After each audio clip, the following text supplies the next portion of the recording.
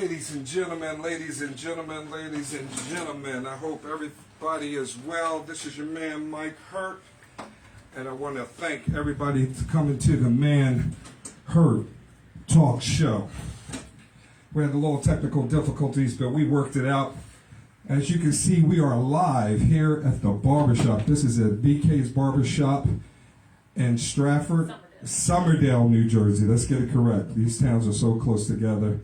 But we are in Somerdale, New Jersey. Like I said, this is the Man Hurt Talk Show, and we got a talk show for you tonight. The first 15 minutes of the show, we're going to start off, and we're going to talk about that little award show that happened a couple days ago, so we'll get into that a little bit. But the main topic for tonight is home ownership, the importance of home ownership. I have two guest speakers who will be coming on later on tonight. My first guest speaker will be Jason Wells, who will be coming on around 6:30. My next guest speaker, she's a real estate agent that's local. That would be Lisa Bishop. So we got a lot in store for you up in here tonight. At this particular time, I want to introduce my barber. Gina, come on in here and let's bring Gina, the owner and barber, up in here at BK's Barbershop. Gina, you want to say anything to my people? Just come check us out. We're in Somerdale, 144 South White Horse Pike in Somerdale, BKS Barbershop. And we have a hair salon too. So come and check her out. They have a barbershop. They got many chairs in here. Make an appointment, or you can do walk-ins. And they also have a hair salon. So you know how you ladies like to do it and get your hair hooked up. But ladies and gentlemen, you know I do this show with your neighborhood guy. Ladies and gentlemen, let's give it up for my man, Derek Lee. Come on in here, Derek. Come on, brother. Come on, come on. How you doing, D? Good. Hey, D, look where we at, brother. Barbershop is beautiful. Isn't it a beautiful thing, brother? It's beautiful. It's a beautiful thing. We're here at the barbershop. So how you feel? Good. Hey, D, I don't know if you heard me when I said about what we're going to be talking about tonight, but we're going to be getting into the main topic of tonight is the importance of home ownership, and I know that is something that is very important to your heart, and definitely we'll be talking about it. But D, you have a lot of gifts with you, D. You know you do a lot of magic. You mentor kids, and you have a costume shop, and you're also a comedian. So Derek, the buzz in the street over the last couple of days is the Will Smith and Chris Rock incident. Now, before we get into it, we both have love for Will because I've done events for him when he had Stop the Violence at the African American Museum over in Philadelphia, and the brother gives back tremendously to his city. So, you know, although a person had an incident, you know, I don't think that should ruin who the man is. So, but as well as you have a history with the family as well. Do you want to get into that? No. Oh, you want to get into that? Okay. But you have done. Look, I ain't messing up my money. Well, brother. Let me tell you, look, I love Will. I love Ellen. I love Mom. So, yeah, hey. Well, D's close to the family, so I ain't mad at I it. didn't say I was close, but close enough. I ain't messing up my money for nobody. Just in case Will see this, we still good. Well, D, first and foremost, I'm going to get into this right now so we can move on to the topic very soon. What Will did was out of pocket, straight out of pocket. I mean, I would say that if that was my brother, my uncle, somebody who was very close to me, best friend, the man was out of pocket there. And as far as I'm concerned, that was all predicated by his wife. Now, what I mean by that is that once Chris told the joke, you see how Will was laughing. And not more than 5 to 6 seconds, he changed from laughing to anger and going up on that stage and doing what he did to that man. Now, let me tell you, Chris Rock was playing chess. Will Smith was playing checkers. And this is what I mean by that. I give Chris Rock all the credit in the world for being a professional and the man he was, because knowing how black on black crime is today, if that man would have snapped back and hit Will, I mean, you could just imagine what the front pages would have said, black on black on the Academy Awards, and they don't want to, they wouldn't care what sparked it, what started. It would have been a major black eye for our black community. So first and foremost, I want to give Chris Rock a lot of props for being a professional and being a bigger man.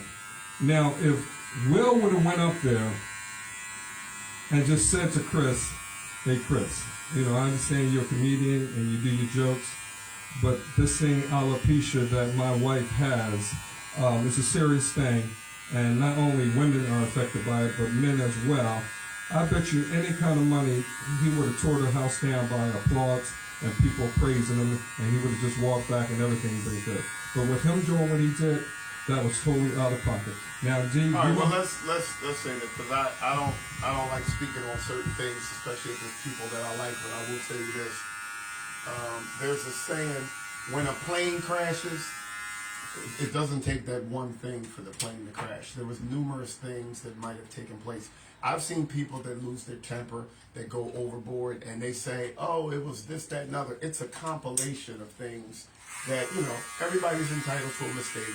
Things happen. now when you say a compilation of things, It could have been things going on at home. let's get straight to it. They've been in their business and they had their business out there. I mean, it's just that famous word that they used out there as entanglement, and that entanglement has put their business on Main Street. And Jada, I mean, if anything, Will should have been wanting to slap the young boy who was doing his wife in the house, but that's beside the point. What all I'm just saying is that these two people are on two different pages, and it's a shame that on the biggest night of his life and his career, that he took it to that level. And I know it was instigated by his wife, but that's his wife. A lot of people thought I ain't want to talk about it. no, brother, I understand. I like you know, Will. I like Jada. I like Ellen. I like Will's mother. I like everybody. Well, So, Gina. and I told him I didn't want to talk about that. Now, Gina. Now, are you affiliated with Will Smith or Jada? No. Do you have two I'm cents? from Philly, so that's Do you have 2 cents you want to say about that? I do think it was wrong, what Will did, how he reacted, but I mean, we've all made bad decisions under pressure or under the influence of whatever else we do on the night, the nostalgia of the night. But I think that, you know, of course, we look, hindsight is 20/20. He could have made a better decision and stuff like that, but he was dead wrong. Will was dead wrong. Like, overall, but Most definitely. And I'm going to leave it at this. Just imagine, you know, your wedding day, your special day. And then all of a sudden, one of your buddies or somebody in the wedding got you aggravated or did something to you that was out of pocket. I will hope that you will be able to gather your emotions together to not mess up not only this beautiful day for you, but for your wife. And if you did something that was out of pocket that aided into whatever that person did, and then all of a sudden the best day of your life is ruined because you couldn't control your emotions, hey D, I'm gonna leave it at that. I mean, you got to be able to know how to control your emotion, and I hope these two brothers get together, sit down, and smash this thing, because the one thing we do not need is brothers out there conflict, especially with the level that they're at. So, ladies and gentlemen, we're going to get into this topic.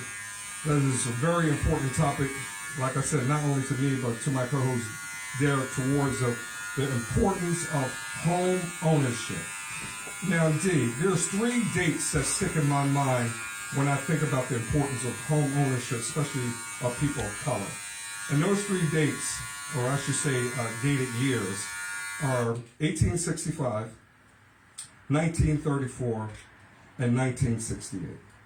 And the reason I picked those 3 years that are important towards the importance of home ownership, especially of people of color, 1865 is when Abraham Lincoln was making a deal, or was going to pass a bill where people of color was going to get 40 acres and a mule after slavery. Well, we're still waiting on that, so. And he had brought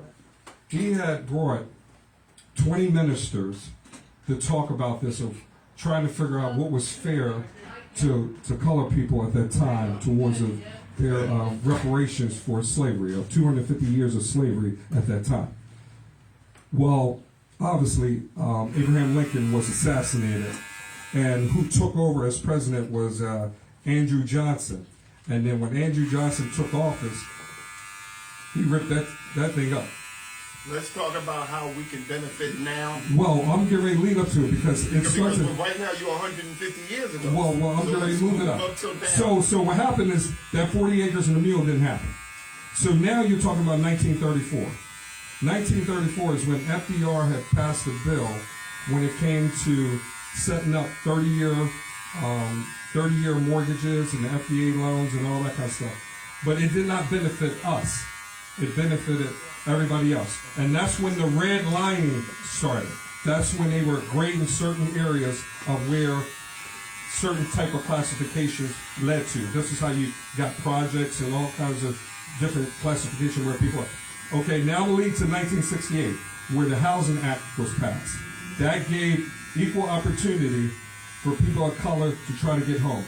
Now, that didn't guarantee anything, but that was the timeline I'm talking about. So you tell me how you feel about the importance of home ownership. I just wanted to give you the basis of it. This is, I'm not on Fox right now. I can say whatever I want.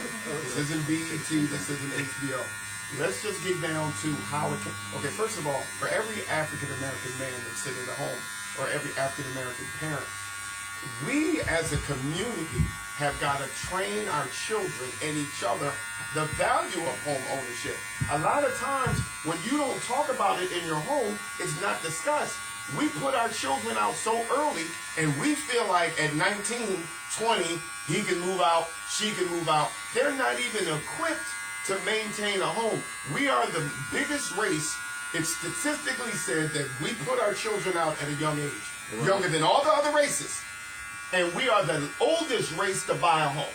So 30, 35, 40, we are the oldest race to buy a home because sometimes the black community, we feel like we accomplished something soon as you get him out your house or get her out your house. And it bothers me that Asian people, and I love my Asian people and I'm not knocking them, Asian people just got off the boat 10 years ago. Not only do they own a business, they own a business and a home on your block. I agree. Because black people don't talk about it. And people get upset. Why you always talking about black people? Because that's my concern. Because an African-American man doesn't know the value of owning his own home. There's too many people paying rent. And do you know that if you buy a home and stay there 10 years, 20 years, 30 years, your children grow up better. And what I mean is, don't nobody want to move every 3 years. 4 years. You ever see people move all the damn time? Well, they move over here, move over here. You got it. When you buy a mortgage, you're paying yourself. You're paying yourself. I understand. And in 25 years, you are going to get the repercussions of what you sowed. Well, you're creating equity within yourself. But we're not taught that. No, okay. So I know people that have $300 sneakers. I know parents that think they did a great job just by putting their child out. Oh, I raised you. You ever see a parent? I raised you. And I bought for you, and I did. That's your job. That's your duty. Well, the thing is, D, you got to go. I have heard that. Have you ever heard that? That's what you're supposed to do. That's what I'm supposed to do with my child. So I'm teaching my child now that at the age of 25, I want to get him in a home. No, but the thing about it is that where does it start? Like, it starts from the home. Hold up. Who taught you about home ownership? Nobody. Okay. But now you have the ability, iPad, cell phone. Years ago, we went to the library. Now it's right on your phone for you to get that knowledge. Okay. And I hate to see. Listen, and all you young men watching, the women, y'all can just scroll by this show. You don't have to watch it because we want to really enhance. No, when you do that, don't stay watching it. We want to enhance men because we want young men to realize the importance and the value and the passion we have for owning your own home. It's a great thing to do. No, but it's not only men in this situation, it's women as well. Right. But what I'm saying is, don't you want your daughter to move in and have her own home too? But what I'm saying is, when a man marries a woman, he wants to move her into his place. Not y'all got a place together. But why? Because when the divorce comes, somebody got to go. But D, why can't? Am I wrong? Listen, D, why can't? She gonna look at her. She gonna put my ass out the first argument. But the thing about it is that she's a woman. And she knows about home ownership. Right, no, but what I'm saying is, the problem is in the black community is we don't have enough men. You ever see the family reunions? Right. You ever look at the black family reunions now? Half the time, the men of integrity, the men of quality ain't there. Right. Because somebody normally offended by this one because they say he think he better than everybody just because the losers always get invited. And they don't have to bring nothing to the family reunion. They ain't got to do. You ever see when people die? Well, D, I'm always showing up with an envelope or the GoFundMe. D, let's start. You're a homeowner. Slow it up. You're a homeowner. I've been a homeowner for 22 years. When did you first start to realize that I wanted to be a homeowner? When I got 25 years old and I started looking at the people around me that didn't have nothing going on, I said, I don't want to be like them. Okay. I started looking at the people that was about something. Young men sitting at home, because I know this will probably be on YouTube or this, that, and other. You young men, take advice from other people that have done it. Take advice from people that have successful marriages. Take advice from people that own a home. Take advice from people that have a business, have children that's about something. There's a saying, empty trash can makes the most noise. Yeah, but D, what you're not... You ever see the people in the family that talk all the time? No, complain, got nothing. But D, what you're not doing right now is you're saying that what they need to do, but you're not showing them how We're going to get to that. That's why the speaker's here. Well, I know that, but I want to know your story. How did you get to where you got to be able to get a home? Man, I sat back and started talking to all the positive men that were around me. And what was some of the advice that they gave? Some of the advice, I was like, hey, how'd you get your house? They saved their money. They looked at their credit score first. They saved their money. They did the numbers. A lot of times, some people think $100,000 home, I can't buy it. Some people think you need $100,000 at the time. They don't know nothing about 30-year mortgage. They don't know nothing about 700-point credit. Well, let me ask you this. Before you got your They got sneakers that cost $300, and too many young men move in with their women. Before you got your And the mother is happy that the brother that moved. I didn't want to say nigga. Are we allowed to say that? The mother is so happy that the nigga ain't in the basement. She is okay with him moving in with a woman. But D, you're not telling me anything yet. What I need to know is that were you renting before you? I had an apartment on City Line Avenue. Okay. Girl, and the best years of my life. Okay. Let me tell you. I had an apartment on City Line Avenue. My rent back then in 1998, I was paying $750 a month. In 1998, that was a nice apartment. Now, how I stayed there for 2 years. 2 years. And I bought a house. Okay. Now, where did you go in Northwest Philly? You went prior to renting, I lived with a buddy.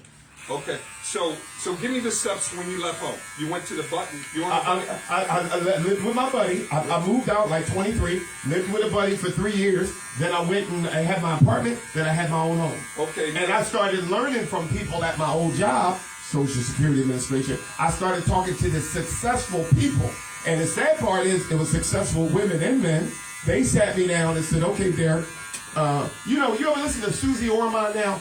Stop watching Susie. And I hate to say it because she might even hear this. Did she hear Susie Orman here? Yeah, Susie. Ain't nobody got 20% down payment no more. Susie Orman is telling people you need 20% to put down and 8 months reserve.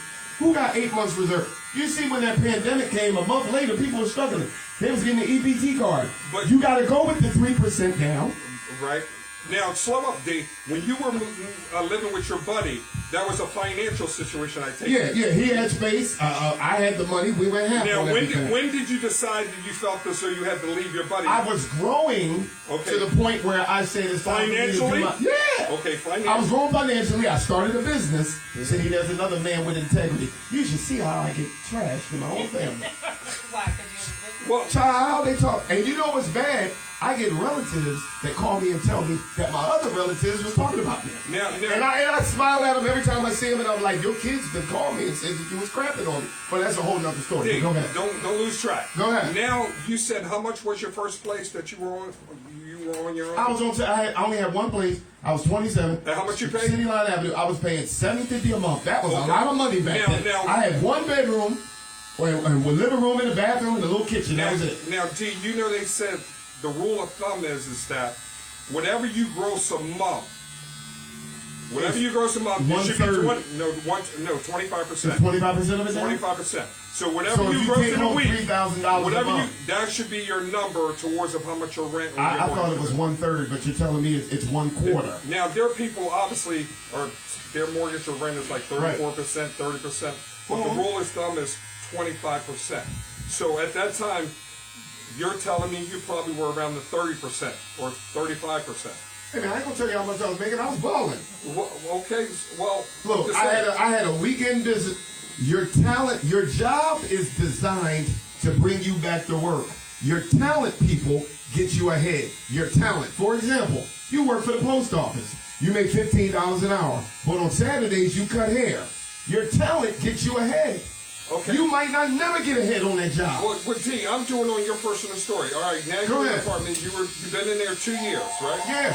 Okay, now when did you realize that you were financially ready? After that first year, I had a goal, and I said, by the time I reach 30, I want to own my own home.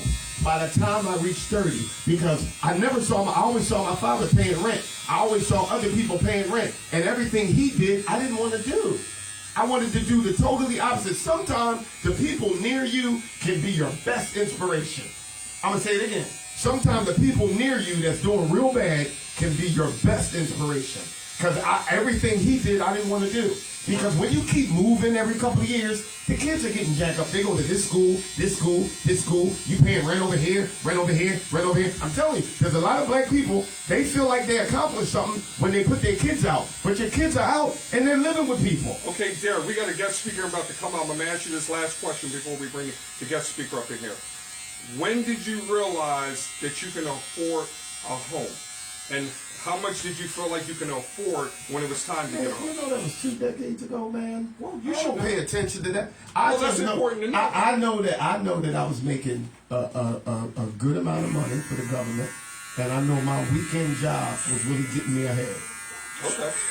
And that's when you realized whatever you were looking at, it was something that you can afford. And we need to encourage all the men watching that. And women. You think you have women on you now because you got a car. Well. When you buy a house, they going crazy because you have a home. Ladies and gentlemen, we talked our stuff about how we got to where we got to a little bit towards the importance of home ownership. But at this particular time, I want to welcome Mr. Jason Wells to the Man Her Talk Show. What's up, Brother Jay? How you doing? This is my co-host, Derek Lee. All right. Well, thank you for having me, man. No problem. You can move that mic up to you Okay, there we and go. just switch it on. Just, flip that thing. And then whatever is convenient for you, if you feel like you need it. It's good seeing you, Jay, man. It's been a minute, it's been brother. a while, man. It has been a minute, brother. Been a while since Jamaica. Hey, brother, you remember we used to go snorkeling before the sunset?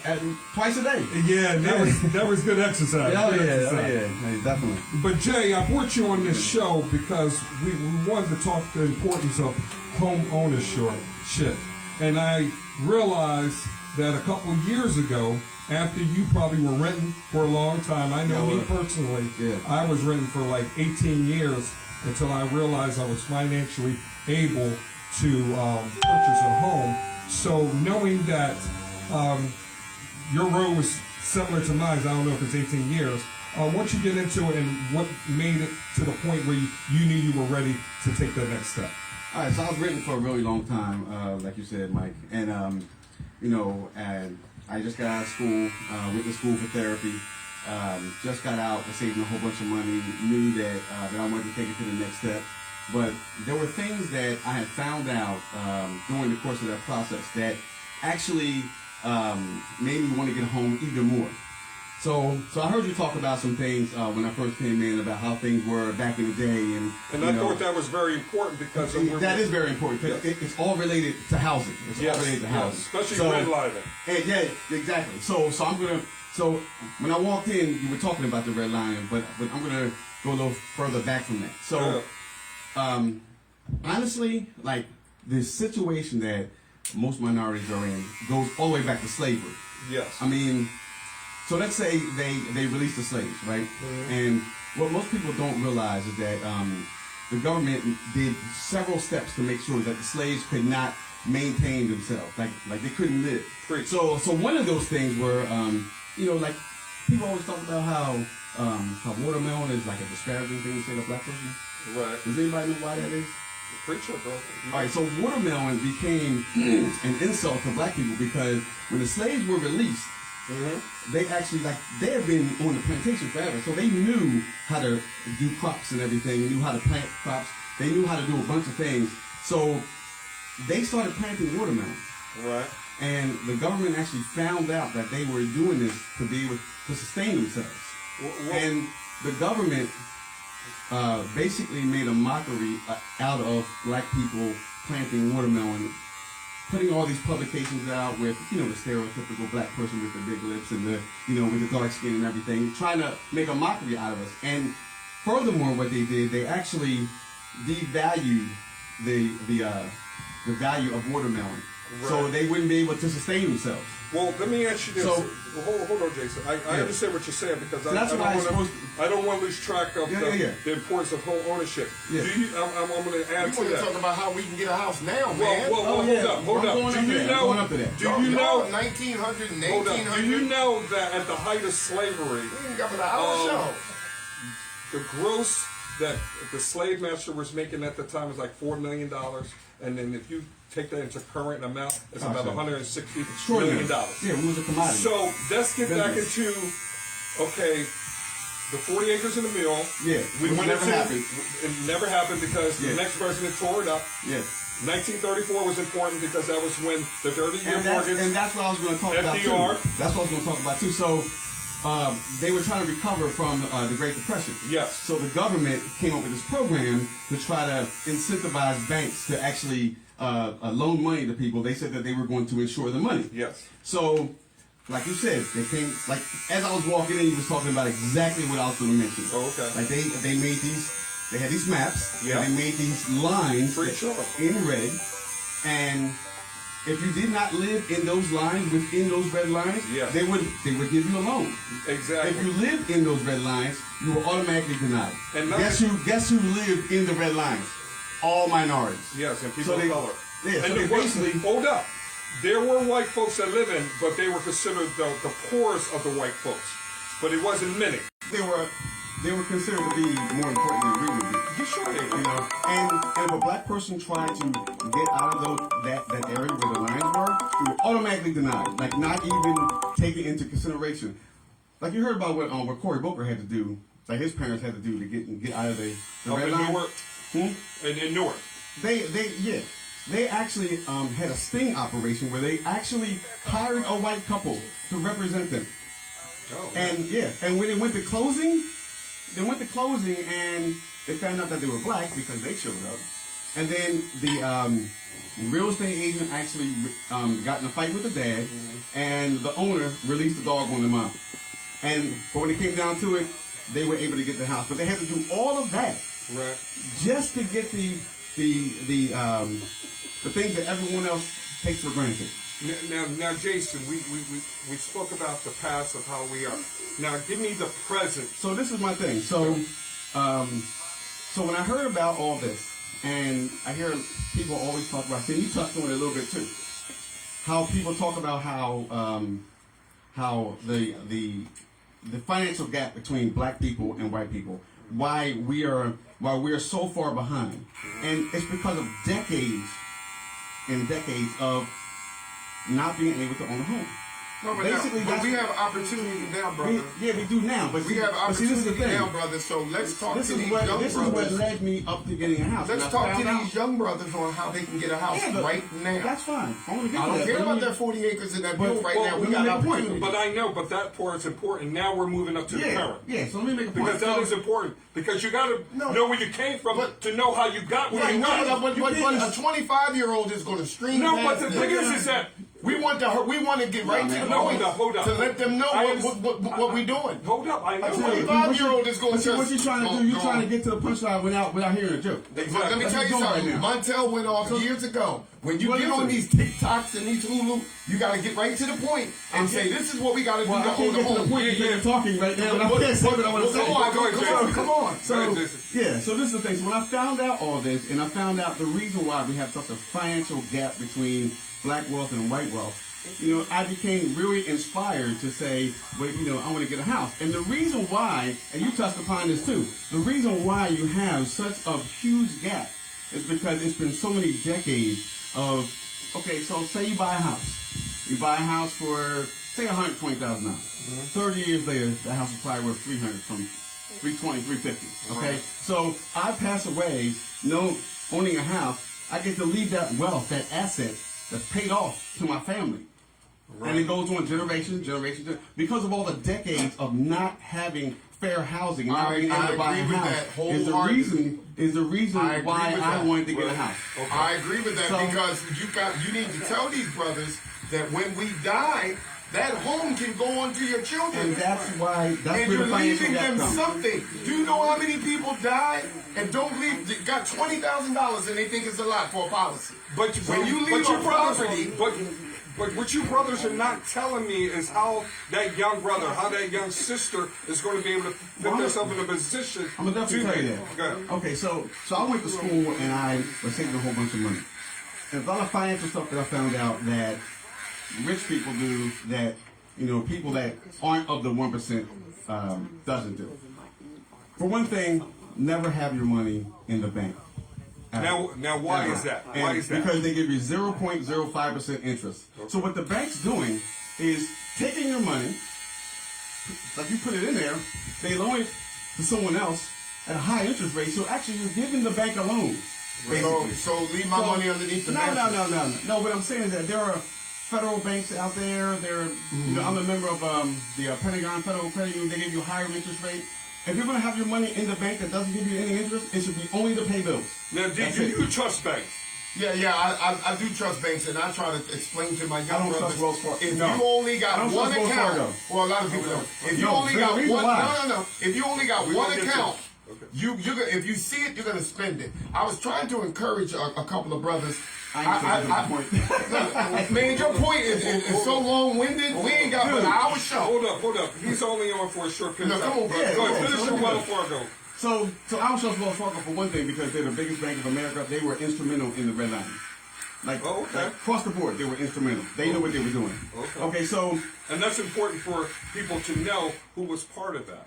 Yeah, and there's been multiple scandals, even this past month, where they denied a black guy a loan because he wanted to refinance his house. He was in the predominantly black area, and he hit an 825 credit score. Bank of America, Wells Fargo's being sued right now just because of that. But so far as me buying, yeah, go ahead. Tell these people watching this show on YouTube or streaming or whatever they call it, Hulu, TikTok, Click Clack, whatever it is, about why has your life changed since you've got a mortgage? Oh, because now I have an asset that I can leave to my family once I pass. That's what I'm talking about. Now, say it again. But yeah, now I have an asset that I can leave to my family. Of course, I'm not gonna say how much your house is worth, but let's say your house is worth $100,000. Yeah. And you pass away in 20 years. That house ain't gonna be worth $100,000. But the fact is, though, why do you think it won't be worth $100,000? It's gonna be worth more than that. Okay. Hey, brother, we want to say. I thought you was going backwards, man. This is my thing. I am into generational wealth and not generational poverty, and we as black men don't talk about this. No, but we are so more into as long as it's yours. No, move out, move in with your women. What you're talking about is real, but we're not talking to how you should get it and how to get to that. Because when you were renting, Jason, I keep on trying to make my point. That's what I'm saying. I can't talk. No, go ahead, brother. The show ain't but that long. No, but you gotta get it before you get it down. Because I want to hear how he got to where he got to purchase the house and try to teach. We trying to go viral with something, so give me something. So basically, I saved a whole lot of money from renting. After I was done school, I got multiple jobs. I knew what I was going after, and I kind of, at a personal level, I kind of got to a point where, Mike, you probably know, I was single for a long time. Right. Right. So, you get to the point where eventually. That means you were saving money. Yeah, maybe not. I probably, you see the toys I got. I ain't saying no. Back then I wasn't. You got toys. Yeah. So I mean, I was making a whole lot of money at my job, saving a whole bunch of money. Just wanted to, I had decided that you can't be single forever. Right. So in my mind, the fact that I was buying a house for my future family was the inspiration that I needed to go out and buy one. Well, because honestly, it's just me and my dog right now, and my house is way bigger than what I need right now. Well, let me ask you this: when you were starting to have the relationship with the bank, what was it? Some of the things that you needed, like towards your credit score? Oh man! How much of the down payment? So what I did, I basically made sure that I paid off all my credit cards lower than 20%. Okay. Very, very important. And other things that you can do, like, when you have your car payment, they got compounding interest on that car payment. Right. That whatever percentage that you have, every single day that you have that loan, that is compounding more. If you pay your car payment bi-weekly, right, you'll save thousands of dollars. Okay. Same thing with your house. That compounding interest is how they make all that money. So if you pay it bi-weekly, you're going to save a whole bunch of money. So if you don't mind me asking, did you get a 30-year or a 15-year? I got a 30-year, but I know I'm going to pay it off way before. Okay, now what type of down payment did you put on the home? I put 3% down. 3% down. Now, Now, let me stop you there. Go ahead. Because Susie Ormond says stuff that is not practical anymore. I put down 3%. You put down 3%. The majority of Americans are putting down 3%. Nobody can afford to put down 20%, not unless your parents gave you some money to it. I've always been an advocate of holding on to your money.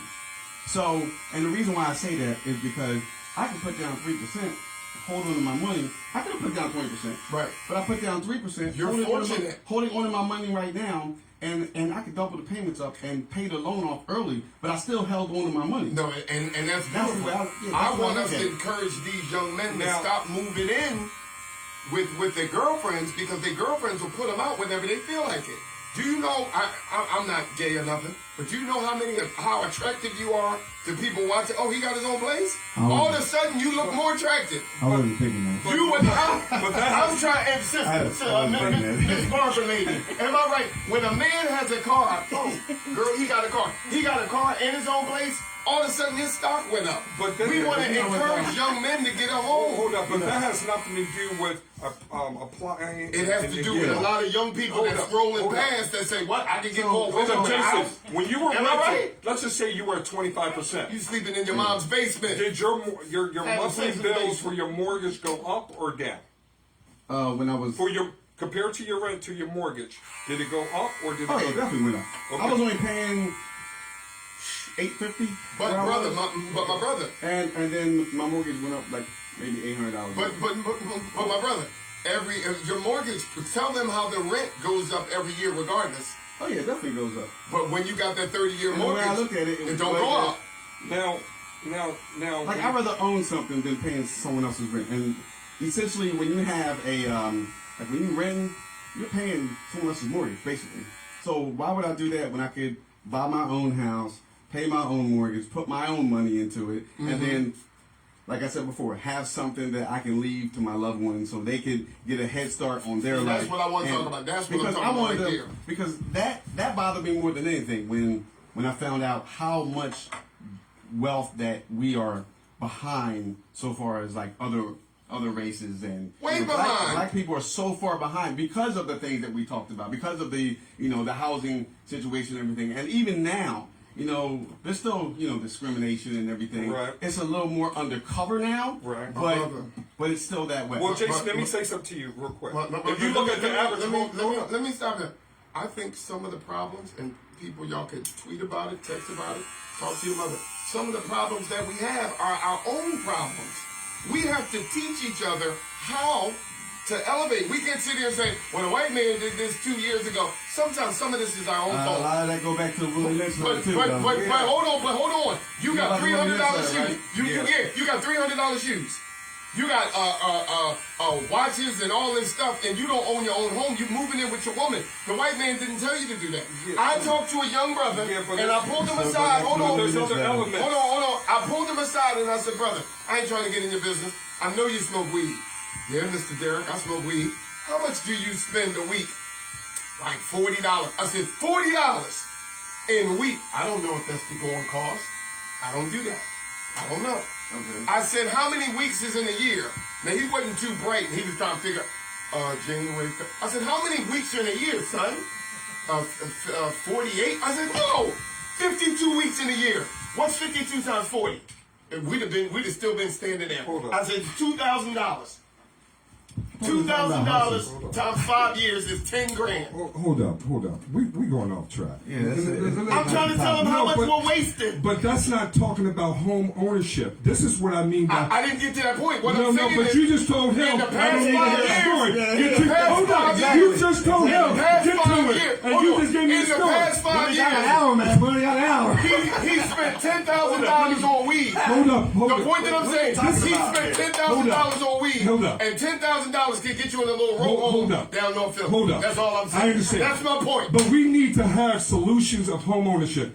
Jason, this is what I'm talking about. First, you guys got to stop Listen. wasting money. Listen, in schools right now, they are not teaching our kids. Why we how- got to depend on the teachers, schools? Hold to on, do it? because that's you what- need to be doing that at home. No, but if they don't have It ain't anybody. the teacher. Am I wrong? Is it the teacher? hold on. Nobody's teaching them. Our generation. You the teacher. Listen, at home. Listen, No, who, I'm You listen, teach your children. No, I'm talking about who taught me. listen to me.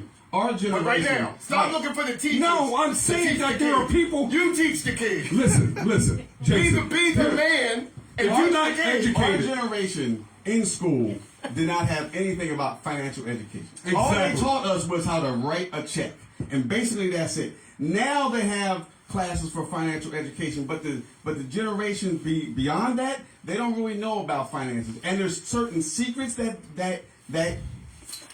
the rich people do that they don't tell anybody about Exactly. at all. It comes from the home, sir. Well, But if we have never been financially educated fed. in our generation, And how fed. will we know? If But you need there's to be fed somebody that. in your family right now owns a home. I don't know you. No, But that's beside not a you- guarantee. That doesn't mean I'm that's asking. I'm that asking. doesn't mean that they're financially educated. I'm asking. Not even that, but they might not share I with you understand how they that. got what they got. Okay, so that's why And we they have might have a whole bunch generational of bills and poverty. being. Well, being that's dead. why we go back to we're messed We up. have And- generational poverty, and you guys think, oh, Put it this way. Everybody taught Let them. me tell my short story. Everybody in your Hold on family a is second. paying rent. Hold up. You're in that. You have a bunch of asses in your family. When the family gets together and it ain't no men, think about it. And all these guys are moving into them little sections. That has nothing to do with home ownership. Listen, it's Yeah, about well. teaching. Jason, look at. Just think about this when I'm saying making it this. interesting. I got bankrupt in '99. Okay. I was at my bottom, and it wasn't something that was purposely. It was I bought a car from a dealership. It was a lemon. I signed up for. You remember they used to have LA Fitness, and they used to have the fine print. Next thing you know, they had me down for a 5-year deal, and just little stuff. Next thing you know, 5 years, really? yeah, and I'm thinking I'm signed up for a year. So that's neither here or there. The point is, I had to file for bankruptcy. So '99, I was at my rock bottom. So I felt as though this would never happen to me again. Yeah. So what I did for the next 6-7 years, I did one of those secure loans. With the secure credit card cards. or something like that. That does help. Where I was building my credit up. Yeah. Now check this out. When it came finally time for me to go to the bank, I still didn't have enough credit. Yeah. And because of what was on my record. So you know what you can do? What's that? I think you're about to tell me what I'm about to say too. Go ahead. Okay, so what you can do is that if you have someone that you know that they can trust you and you can trust them, say if you have really bad credit and you want to increase your credit. Now, rich people have been doing this for a really long time.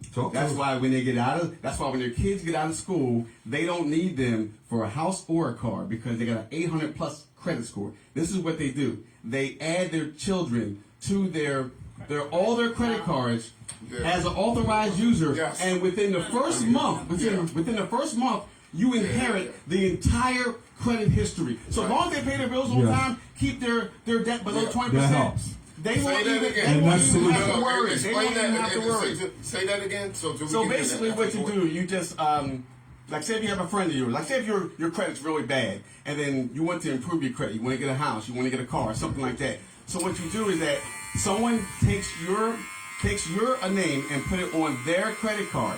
They don't even have to give you access to the card. As long as your information is on the card, you automatically inherit their entire credit history the first month Yes. that they report. I feel sorry for all the I should know because I'm doing it now. So that's a good way of doing it. And basically, what I did through those years, I built my credit back up. Yeah. I didn't have enough money to get what I wanted. So you know how they say, I'm going to try to get a starter home. Oh, yeah. You know what I lucked out on, Jason? It was actually, I lucked out by default. This was during the times where the banks were giving you 2 loans from 2 different banks. Back in like 08? Yeah. Okay. But mine was 06. Okay.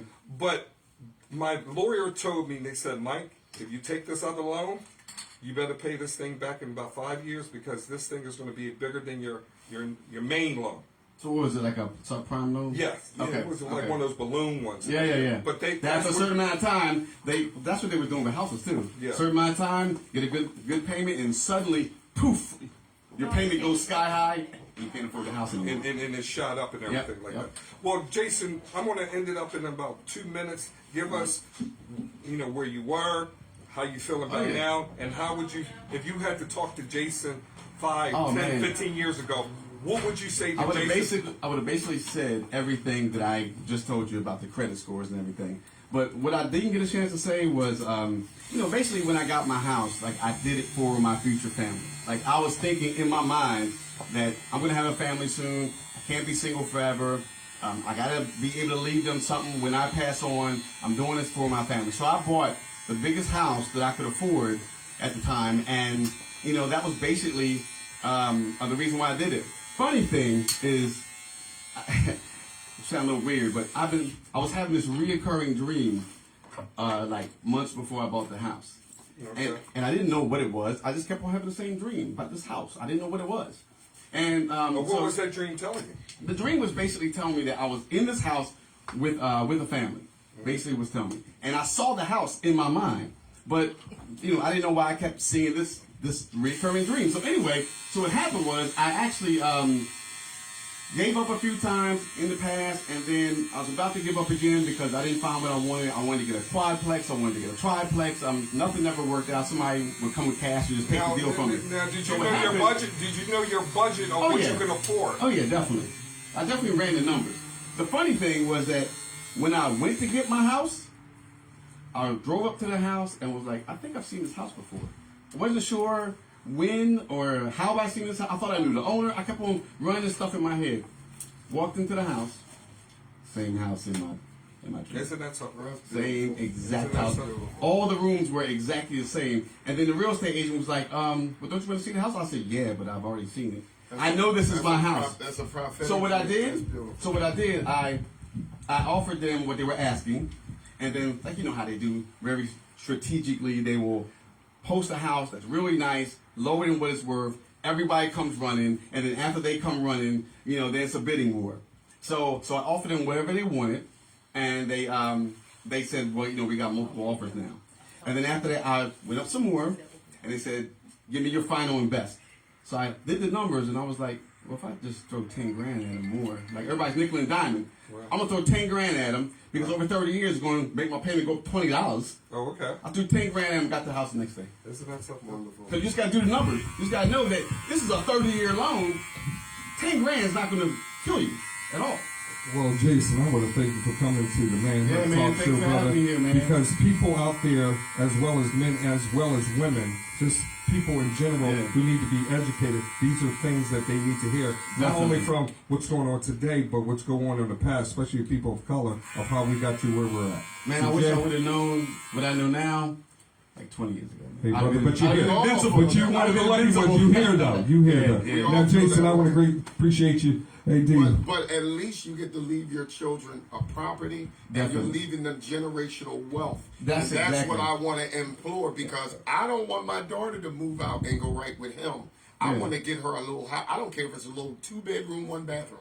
At least it's hers. She can rent that out and then get income from that. But D, you keep on wanting this man to get this woman a house, and that's No, all good and no, dandy. Hold no, up, the hold up, husband hold up. should. That's all good and dandy. Where y'all gonna live? But The these husband women should. are not waiting for Yeah, these man. men to I'm get them a talking about, house. no, this is my thing. Yo, women This today- is my thing. Exactly. This is my thing. I mean, Hold good on, dude hold will on. be waiting Hold a on, long time hold on, before a man to come. My daughter will be 22 in 3 years. Okay. She'll be graduating. When she comes back home, I don't want her to run out and get an APT. No, what you gonna pay? We gonna stack this money, and in 3 years, APT? apartment. Oh, okay. Okay, what, I was wondering what he was talking about too. I just wanted to know. we're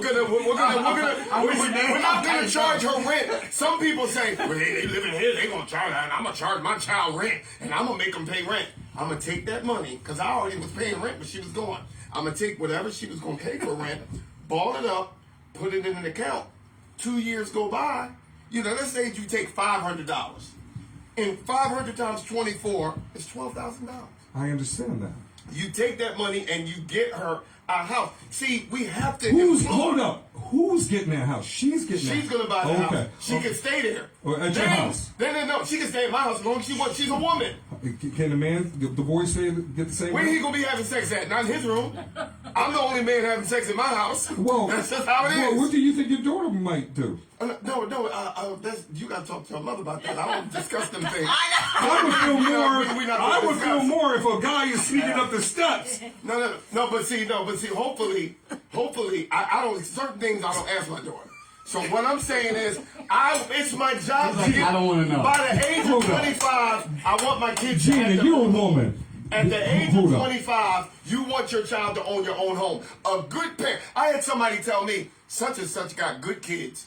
Good kids come from good parents. I understand. Good kids come from good parents. And if your child child is worthless, take a look in the mirror. If your child is horrible, look at yourself. Hold up. If they did what I suggested about the credit score, they wouldn't need anybody else. Right. But all black people, I want them all to own their own home. Okay, We need that. Am I right or wrong? listen. Gina, you are a woman. You are a property owner. You are a business owner. Did you wait for a man to do the things that you need? That's why I want my daughter to own her own home. I didn't say that. Make sure you get it right. I had to get my own. Right. I want my daughter to get her own. No, but you were making it seem like you wanted a guy to do it. No, that's not my thing. You want all your children, girls and guys, to own their own property. You own their own property and rent it out. Okay. God is not making no more land. That sounds better. He's not making any more land. And if you are over the age of 40 and you running around here still paying rent, you look like an idiot. See, Jason, you can contest to this. Rent is not a bad thing until you figure it out. No. Rent's not a bad thing. But you had to rent. You had to rent. But you don't want to be renting your whole life. I didn't say that. I want to leave my but you child with can't something. be forcing a kid to get into a house if he's not ready for it yet. That's like you going into the deep part of the ocean and you barely know how to swim. You got to swim before you can get out there. Right. And I swam for 18 years. And everybody learn how to swim at different pace. Exactly. Jason, everybody brother, not the same. I want to appreciate you for coming, brother. Yeah, man. Thanks, man. No problem. I can act like anytime you need me to. There you I thought go. you were going to talk about the Will Smith thing. I had a lot to say. We were earlier. But since the connection of the Will Smith thing, Jason, before you leave, give you a little 1 minute about what happened. About what were you talking about? Well, about the Will Smith thing? Oh, man, this is crazy. This is what bothered me about the whole thing. What happened just basically told me that Jada has a lot of power over Will. Yeah. Definitely. Because from what I read, from what I understand, there was a rehearsal before this. Will knew that the joke was going to be told. Oh, Will he did? Yeah. Will laughed at the joke. And then he was like this. He's like, oh shit, I'm in trouble. Let me go up on stage and slap Chris Rock. Well, I'm definitely sure if it would have been Dwayne Johnson up there, Oh, no, he wouldn't have. or even Jamie Foxx, He would have got knocked out. Somebody he wouldn't have done that. He He only did that because He was out Chris of is pocket. little. Yo, man, Chris, like, he We'll handled it never well. know. Was he a professional Yo, in man, that? he handled it well. He was And a the straight crazy- G. Yes, he was. And this is one other thing that I wanted to say.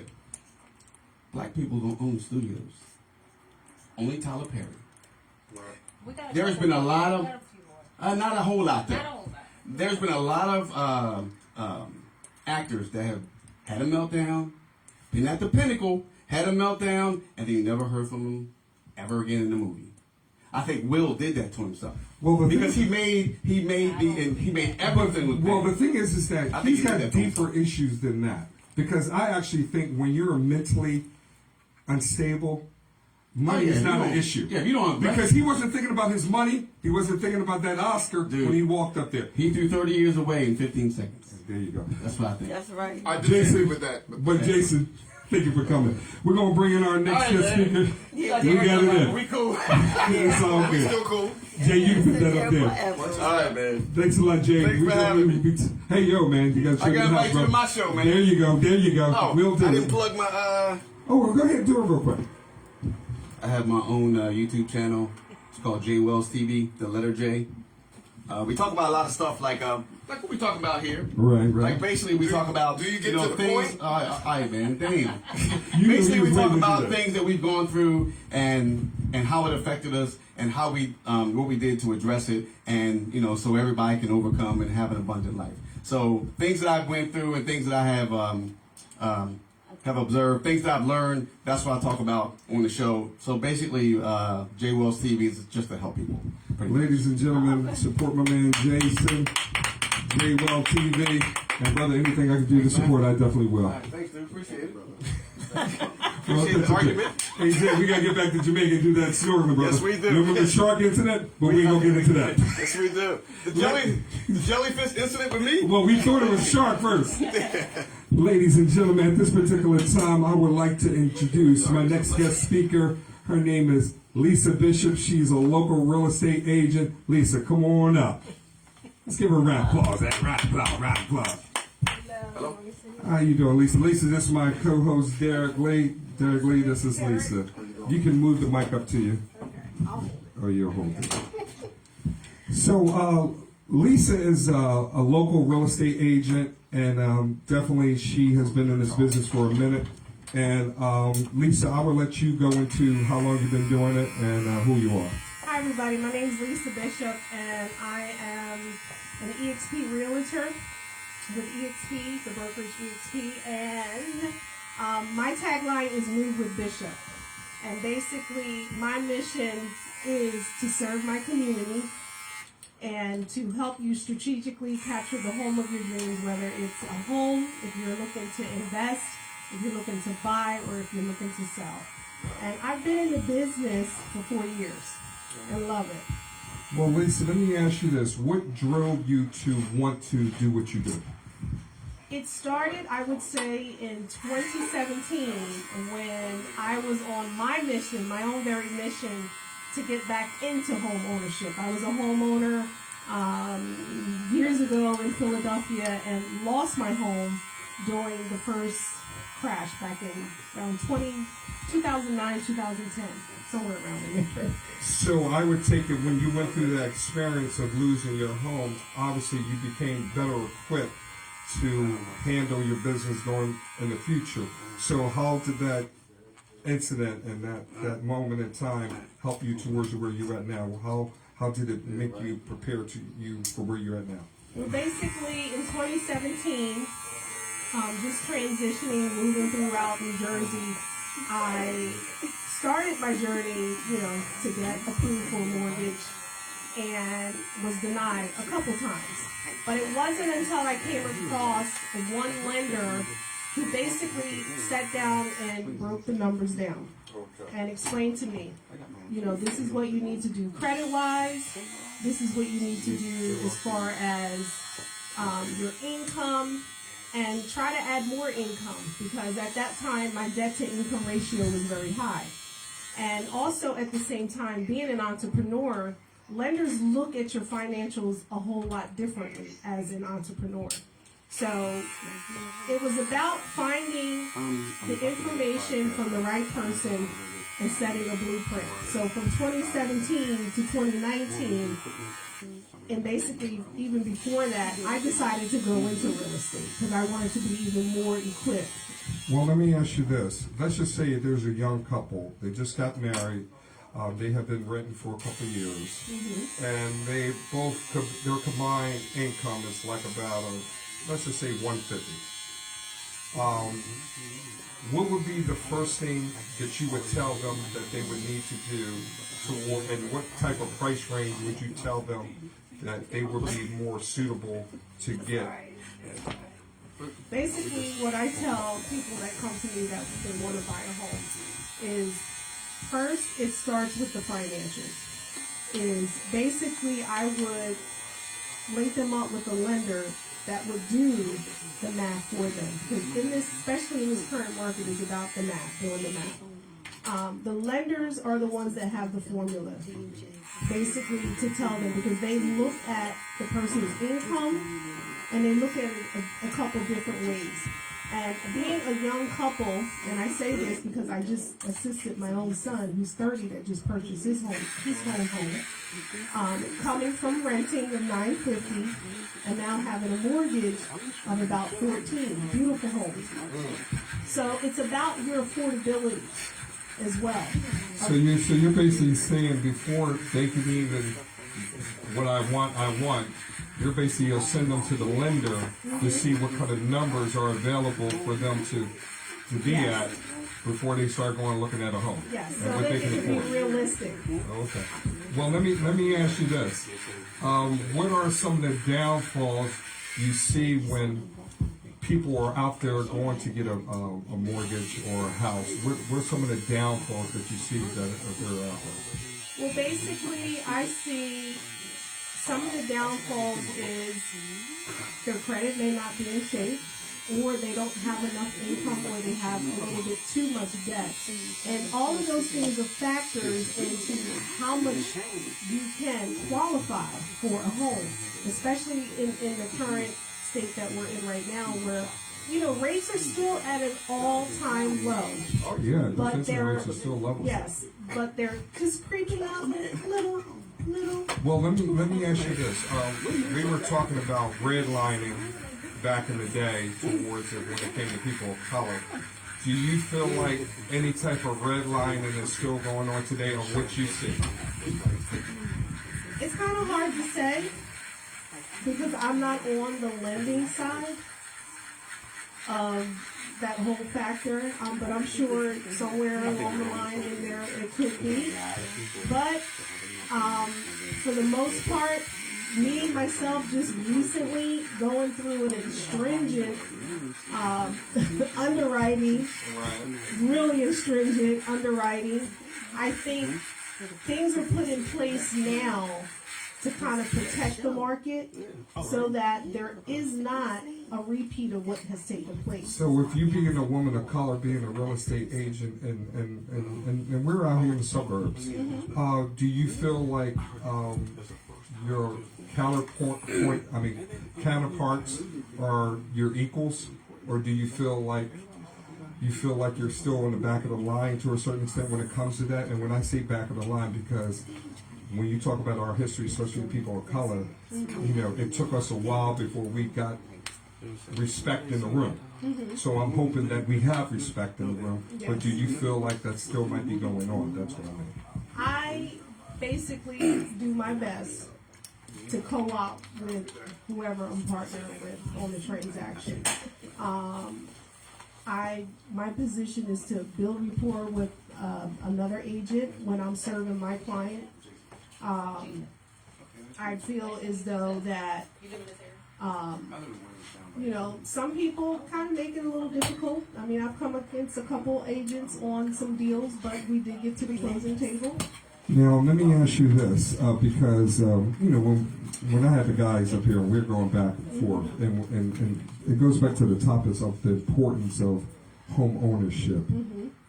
When do you feel like renting is a good thing, and when is the timeline in your mindset does it take towards you feel like, okay, it's time for me to get a home? Because there are people I've talked to that they like renting because they don't want the responsibility. They actually feel like they save more money in a certain period of time, and there are certain things they don't have to worry about. So how do you feel about that? That's a good point, and your other, I'm sorry, I forgot his name. Derek. He made a really good point when he shared about the renting. And he also mentioned that, we should be looking towards the future as far as having something to leave to our family. That plays a part. A good parent always has to leave something for their child. That's your responsibility. That is your duty. That's what you're supposed to do. That's why we have generational poverty, because we don't leave nothing. And I'm so tired of seeing GoFundMe. Okay, and I tell people I ain't giving you a quarter. But Okay, I'm but tired when, of go but when fund me. does that come in play when it comes to Because ownership a and home is value. Yes. A home brings up your value. So even if your home is not paid off, you're more valuable than a home. So for example, let's say I've been in my home 20 years. I still got 5 years to pay the house off. House ain't paid off, I die. Let's say I got a $400,000 home. I had $40,000 left. The children could sell the home and get its value in the home. But we don't teach that. We're sitting back, we got a television in every room. Flat screen, 60 inches, 5 pair of sneakers. I have never owned a pair of $300 sneakers. I'm sorry. I've never owned it. But we put value in that. I understand that. And we need to put value in a home. No, you're and a absolutely black man, and it's the Man Hurt Show. That's why we're talking about men. A black man needs to see the value of home ownership. Because let me tell you something. That woman will respect you. Look at this. See, this is a pretty lady. Hold on a second. This is a pretty lady. Are you married? Yes, I am. Okay, now let me ask you something. Guy comes up to you at 25. How you doing? He got a nice car. He might be cute. But if he got a nice car and paying a mortgage, don't all of a sudden he look more attractive? Absolutely. You see? But we want to encourage that because men get cars to get women. Well, the thing about it, Men get their own place. Why do we get our own place? To get more women. But Lisa, Am I wrong? Lisa, Yeah. I'm not saying. Don't I'm not nobody saying- want no broke ass man. No, Yeah. I'm not saying that doesn't And the play. men that are successful catch more slack than them losers. Oh, I get criticized. Well, oh the- my God. and you not should see even the that, people that but- criticize me. I got integrity. But I would think, Lisa, the woman that you are, that you can see also past the optics, because what you see might not be what you see. I'm not going to mention no names or Yeah. anything because I don't want to put nobody under the bus and everything. Yeah. But there's a handful of brothers I know that it's all optics. But if you go in deep, they're living in their mama's basement. They don't have a job, and they are not trying to do anything with themselves. And they call those guys pretty rickies. Yeah. You know what I mean? So you can't get caught up on the pretty rickies Yes, as you well. cannot. And back to your question when you were asking about Hold on a second. when is it How long good- you been married? I've been married for 30-something years. Let me see how you did. They did really good. No, that's pretty Fair pretty way. That's his impressive. first marriage or second marriage? No, That's his first marriage and the only marriage. No, I can tell by looking at it. Because second Derek marriage has is a this little thing bigger. about the ring. No, the second marriage is always a little bigger. But the first marriage, you did good. That's pretty it's about impressive. the infinity. That's what they always say in Lisa, the first don't marriage. let him take you off Yeah, the track. Second marriage is about let's get business. back to Back on the track. when is a good time to get into home ownership and Thank cut the you. landlord The earlier the better. cut the landlord short? Yes, I want to hear that. The Is earlier the better. one is when you're ready to take on responsibility. The key is to be able to build some equity, build generational wealth, to be able to be comfortable. We should not be fixing up, and this is what we did a lot. We did a lot of fixing up a lot of others' property. Think about the money that we could be putting into our own homes. There you go. Whoa. So most people begin to get, and they decide, it's like when they really want to get comfortable and settle, it's like, okay, if I'm paying this amount, and my job as a realtor, and whether I'm helping someone get into a rental, because like you said, we got to start somewhere. Right. We start from an apartment to renting a house or a townhouse, which is a little bit more comfort, a little bit more of showing a lifestyle, moving up, and then to a single house, Right. and then from there it's like, okay, now you see it. I know that's how it was for me. Now, do you notice, Lisa? I didn't mean to interrupt you, Go but ahead. do you notice that people sometimes try to keep up with the Joneses? Let's just say that you live in an okay area and you're not married yet, and your mind is to have something one day, Yes. and then all of a sudden you get caught up and you have some friends that have a little bit more than you, and then they take you around their lifestyle, and then they say, girl, you can do this, you can do that, but you look at your bank account and your bank account says you can't do that. So what can we tell people, not just young, but people who are around our ages and everything, because we still young too, mature age. What can we tell each other when it comes to staying in our lane and not keeping up with the Joneses? Basically, I would share and with anyone is live within your means. That's where your happiness is going to be, and always work to be able to improve to get those things that you would like to have, whether it is a bigger home, a nicer car. But it takes putting in some work to be able to do that. Now, do you agree with starter homes? D, is your home a starter home? Or- Hell no. Yes. Oh, Yes, because the reason a starter no, you got a home, nice home. I'm just asking. Hey, man, don't tell all my business, man. Well, I'm saying you have a nice home, but some people go for the goal, and some people say, let me start off with this and then work my way up, or Yes. I'm happy with that. and that's good because they're starting off in their means. Right.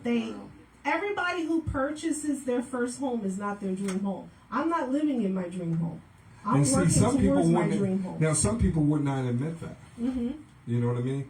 I mean, when I look at my home, I bought a fixer-upper, Same here. and I made My it first home, I paid $23,000. my home. and fixed it up. But see, this is the Had a thing about 5-year mortgage. you know what the thing about a home is. It's almost like going to a car dealership. Yes. You know what I mean? As long as you stay in a used car dealership, you feel like, all right, I'm all right. You know, I got that. That's no big deal.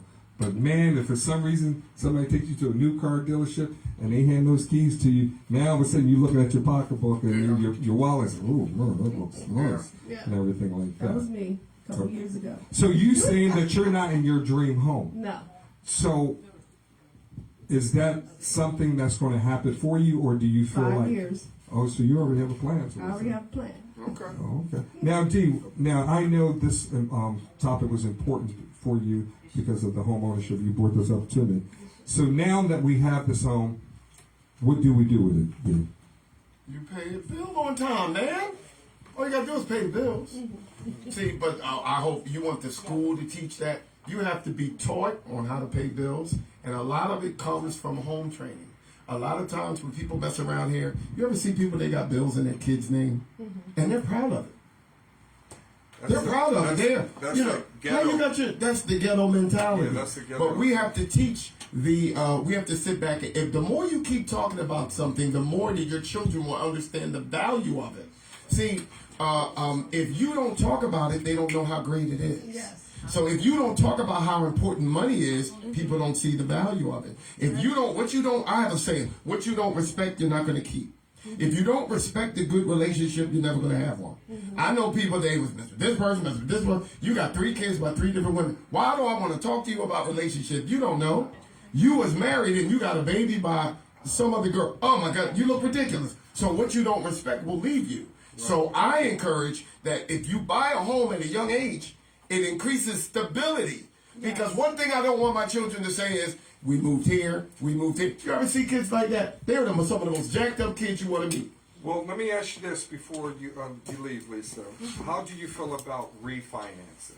And I know when President Obama came into office, when people were getting behind on their mortgages because their mortgage companies and everything were jacking everybody up, and they did a remodification. How do you feel about remodification, refinancing your equity in your home? Remodification could be a good thing and a bad thing.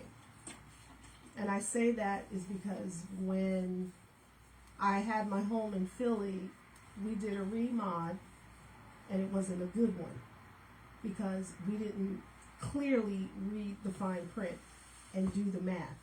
And we were signing into an adjustable rate mortgage. Oh yeah, I heard about that. And that's where the market went. But because of all of that, there was a lot of things that were learned and things were restructured in the mortgage realm. Things are a little bit more stringent. And when the pandemic hit, a lot of those good programs that were out there, creative funding, non-QM programs that were there, a lot of investors pulled out because they wanted to watch the market.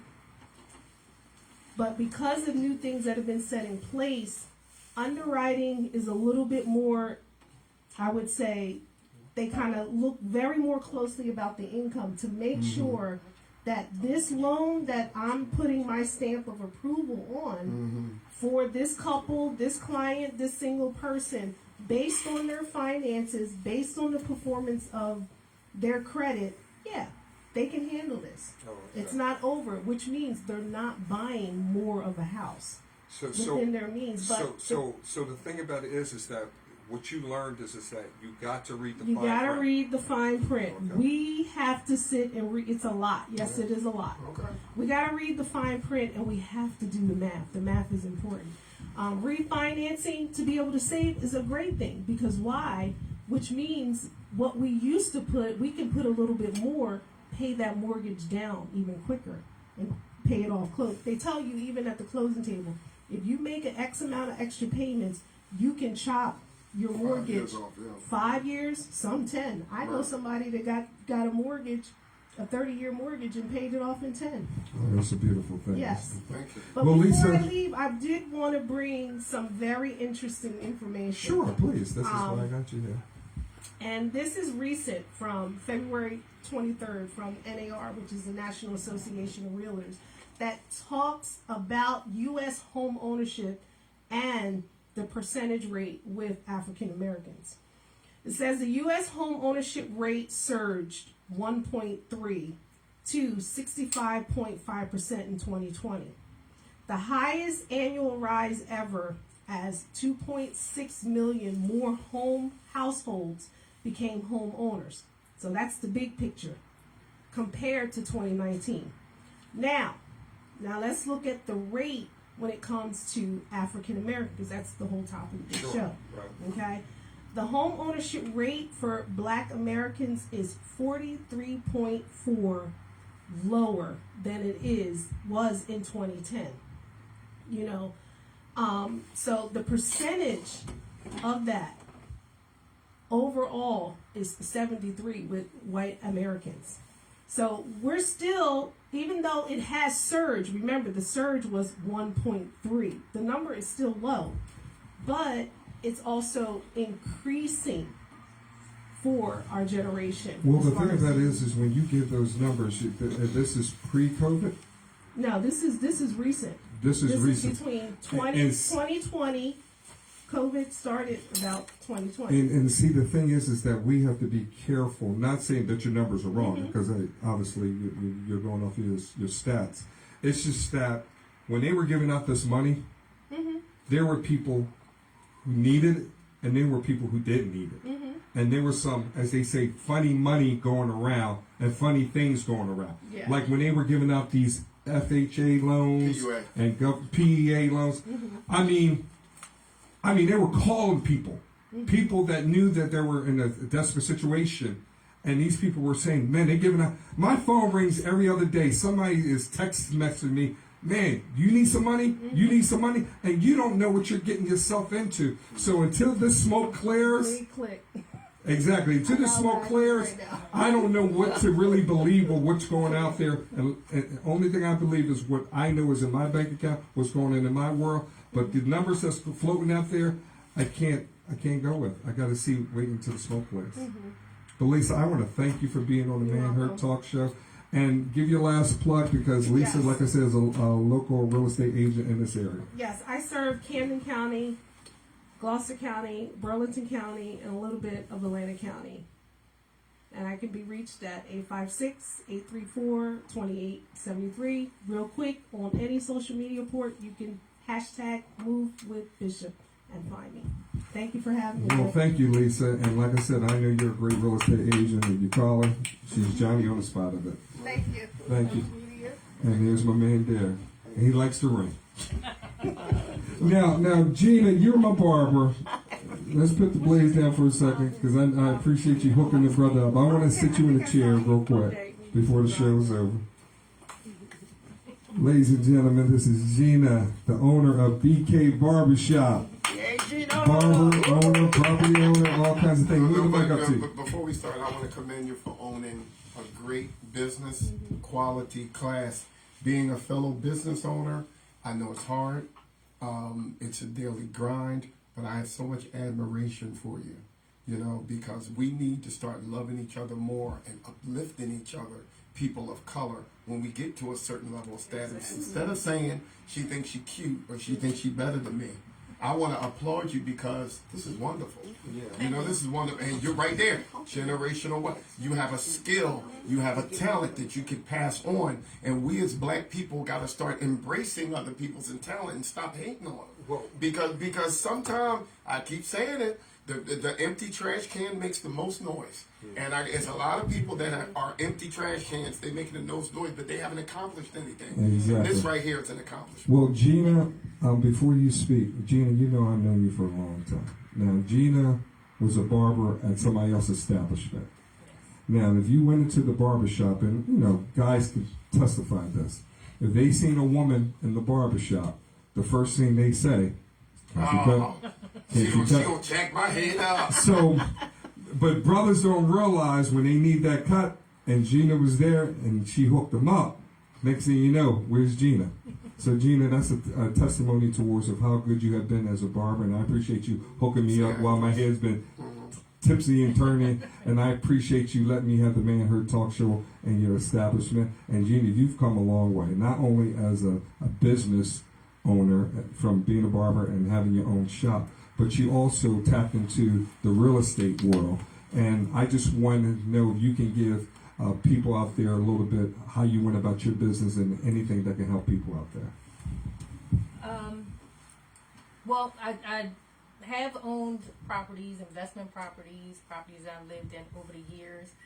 I do believe in home ownership wholeheartedly, but you know, it's kind of like a two-edged sword. You know, depending on where you at and where you at financially, you have to be careful with the home ownership. Preach, Gina, because this is something that I wanted to talk about, and I knew you knew because it's the timing, and sometimes you got to say, I'm in the game, and sometimes you got to say, I'm going to sit out just for a little bit so I can reload it. So go ahead. I've went from, like I said, home ownership to actually now I'm renting. And the reason why I'm renting at this point is because, well, first of all, I sold during the pandemic. My house, the value of my house went up, so I sold.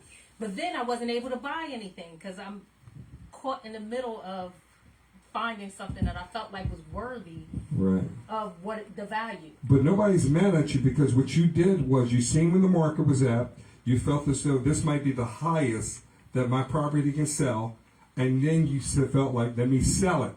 But at the same time, I used to work with a guy when he said, well, if you sell high, that means you're going to buy high too, because you're always going to need somewhere to live. Mm-hmm. So now that you are renting, how long are you going to do that before you start to get the EBGBs or whatever you want to call it, EBGBs, till you know that you have to be back in something you own? Have a time frame on it, more for value. When I find a house that I feel like, when houses go back to adding more value, that I feel that the value is there, that it's an investment. At this point, I'm looking for investment properties. That's where I would spend my money. I have a nice rental that I'm comfortable in at this point. So I would rather put my money into buying investment properties. Okay. Well, so, I mean, I have Lisa still in the house. I just want to ask Lisa one question. Mm-hmm. Lisa, I heard through the grapevine that coming this summer that the market's going to go down a little bit. Is that a rumor or is that something real? Well, that I've heard, we're starting to see things come down just a small bit. The market comes from one state, which is a seller's market, and it'll go to a mixed market where it's kind of like seller, buyer. And it has a lot to do with where the inventory is at. Oh, okay, so it's all about the inventory and seeing where that's at. So until the inventory replenishes and holds where it hits a threshold, then it will shift to a buyer's market. And see, because that's then there's more homes and then the value to accommodate the buyers, which allow the the sellers market to come not down. to have so much of like, okay, if you don't take this, you know, I can go over here and find this because of where the inventory is. And you'll be jumping on that. I know you as soon as wait. But if the rates are still at where they pretty much are, it can still be competitive for buyers. But for someone in your position, which a lot of people have done, they've sold, they're going into rental because while they're watching the market, they got this cash, boom. Also, when I bought my first house, well, not my first house, but when I bought a house in 2000, I was telling you earlier, I paid 10% interest rate. And everybody thought, like, that's good. Like, you're in a decent position. Like, go ahead and pay that 10%. And I paid it. It actually, at the time, it was cheaper than my rent because I was renting an apartment and then I bought the house. And even at the 10%, my mortgage was cheaper. So I bought. But that, at the same time, I was getting 6% on my savings, 6% on my CDs. So it was different. Now, I mean, you'd be lucky if you could find a 1-2% CD. Yeah, right. Or- But you're still in an investment mode, and you feel like you know how the market rolls, so you know when to get in and get out. Well, I'm studying. I don't know if I know, but you know, I'm like everybody else said right now, because I mean, we've never really had anything like this as far as a pandemic or world pandemic. So I mean, I don't know how we're going to recover. Well, I think how we want to Financial. recover is that as long as we stay in our lane and not try to run somebody else's race, we are going to recover. And I think do our homework. I Yeah. think that's going to be the main thing. Like she was saying, read the fine print and do our homework as far as home ownership, as far as investments, as far Right. as rentals. And I that- mean, I and think all of them. Like and if you do your homework. And that plays a part. D, before we end this show up, do you have any last word on this topic? Thank y'all for watching.